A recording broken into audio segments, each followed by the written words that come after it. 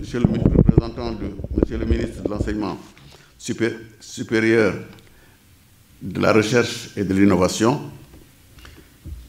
Monsieur le professeur Doudouba, président de l'Académie nationale des sciences et techniques du Sénégal, Monsieur le représentant du MCN, Mesdames, Messieurs les membres de l'Académie nationale des sciences et techniques du Sénégal, Mesdames, Messieurs les conférenciers, Mesdames, Messieurs les membres du comité d'organisation, Mesdames, Messieurs les membres et sympathisants de la Société des Amis de l'Académie nationale des sciences et techniques du Sénégal, Mesdames, Messieurs, chers invités,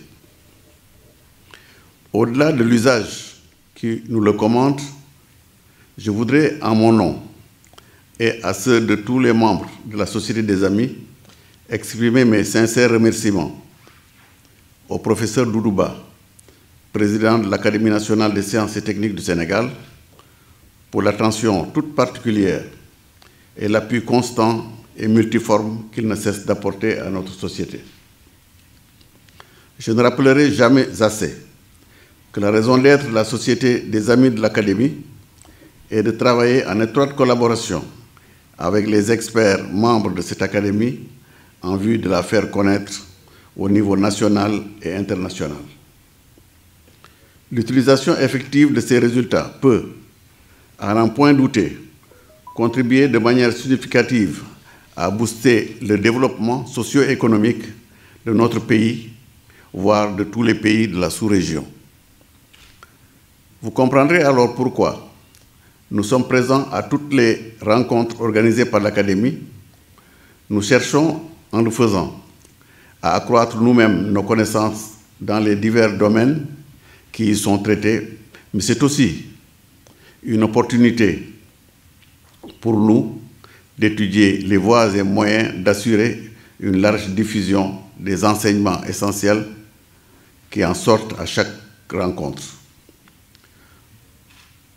Comme le disait d'ailleurs Einstein, l'âge n'a aucune incidence car l'esprit humain peut être comparé à une bicyclette qui doit circuler pour ne pas perdre l'équilibre. Le thème de la présente rencontre, organisée dans le cadre de la célébration de la journée de la Renaissance scientifique de l'Afrique, édition 2021, portant sur les enjeux et perspectives de l'édition génomique, est d'une pertinence et d'une importance toute particulière. En effet, le contexte scientifique mondial est présentement dominé par des débats contradictoires qui fusent de partout autour de ce phénomène de modification génétique, par l'espoir qu'il suscite, mais aussi par les craintes, notamment sur le plan éthique qu'il soulève. Eh oui, les avancées extraordinaires de la créativité humaine de ces temps-ci ne laissent personne indifférent. Elle nous propose, par les nouvelles technologies, les améliorations suivantes: l'augmentation des capacités de notre cerveau par les puces et par la modification de notre ADN, des capacités de résistance accrues et de mieux lutter contre certaines maladies graves pour lesquelles nous n'avions pas encore de traitement très efficace et accessible à la majorité. L'entreprise américaine Editas Medicine, société spécialisée dans l'édition génomique, promettait certainement récemment d'apporter des changements au génome pour permettre à cause de moyens génomiques de traiter de manière durable et précise une large gamme de maladies. La noblesse d'un tel projet scientifique et médical est indéniable.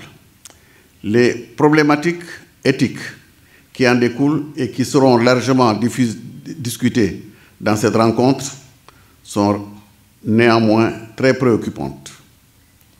Le génome est bien différent d'un logiciel que l'on peut débugger s'il se plante.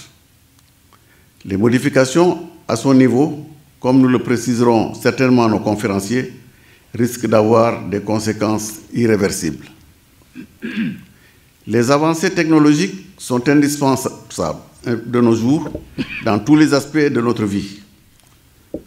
Nous pouvons même nous demander si concevoir la vie ici-bas sans elle est possible. En 2019, lors de la célébration de la journée de la recherche scientifique de l'Afrique, nous avions largement discuté du rôle central de la robotique dans la transformation de nos sociétés.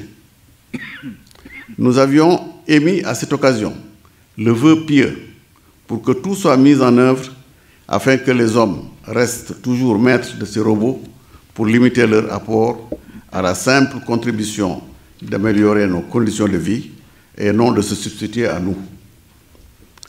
Nous formulons aujourd'hui également le souhait pour que le génie génétique reste sous notre contrôle afin d'assurer que son utilisation respecte l'éthique et la dignité humaine.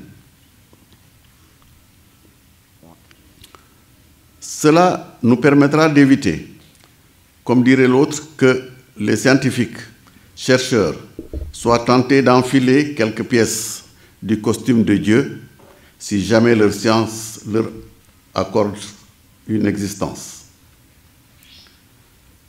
Je voudrais donc m'arrêter ici en réitérant mes vifs remerciements aux organisateurs de cette importante rencontre, en tête desquels je cite le professeur Doudouba, président de la NSTS. Je remercie aussi encore une fois les conférenciers qui vont nous édifier sur les divers aspects de ce vaste sujet et ô combien important, actuel et complexe. Je vous remercie, mesdames, messieurs, de votre aimable attention.